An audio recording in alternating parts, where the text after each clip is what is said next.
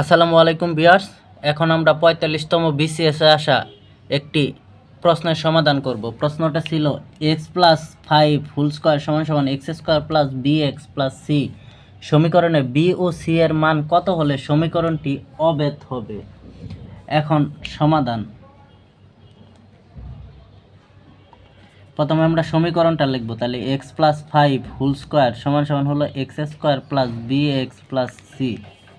এখন এটা a plus B whole স্কয়ারের সূত্র হয়েছে। আমরা জানি a plus B whole square মানে a square plus 2ab plus b square. এখানে a হলো x স্কয়ার প্লাস সূত্রের 2, a হলো x, b হলো 5 প্লাস b স্কয়ার, b হলো 5 তার উপর স্কয়ার।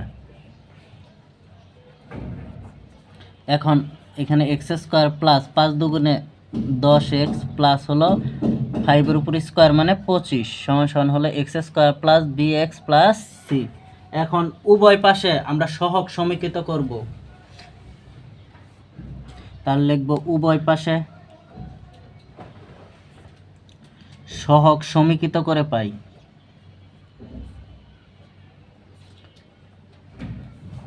এখানে b তার সাথে আছে x, এখানে x এর সাথে একটা সহগ আছে, তার মানে b এর সহগ এখানে হবে 10, তার মানে b সমান হবে 10।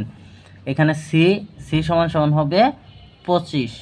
যেহেতু আমাদের b c এর মান বের করতে বলছে, তার মানে b এর মান হবে 10, c এর মান হবে 25।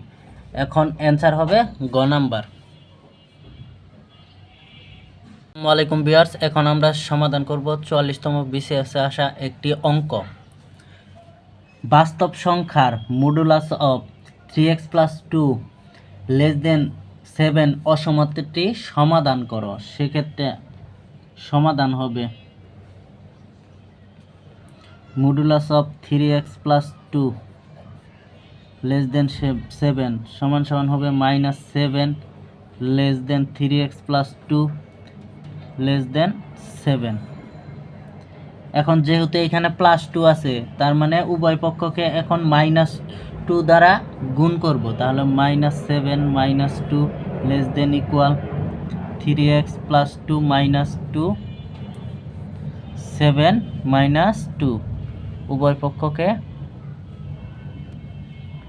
-2 দ্বারা বিয়োগ করে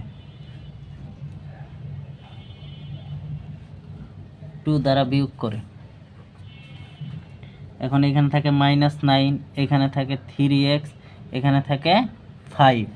এখন আমরা শুধু এখানে x রাখবো, এই জন্য উভয় পক্ষকে কি করব, এখন 3 দ্বারা ভাগ করব। তাহলে -9 ভাগ হবে 3, 3x ভাগ 3, 5 ভাগ 3। তাহলে উভয় পক্ষকে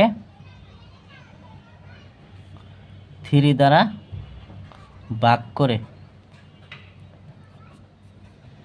তাহলে 3 দ্বারা ভাগ করলে এখান থেকে -3 less than x less than 5/3। Answer হবে ঘ নাম্বার। আশা করি বুঝতে পেরেছো।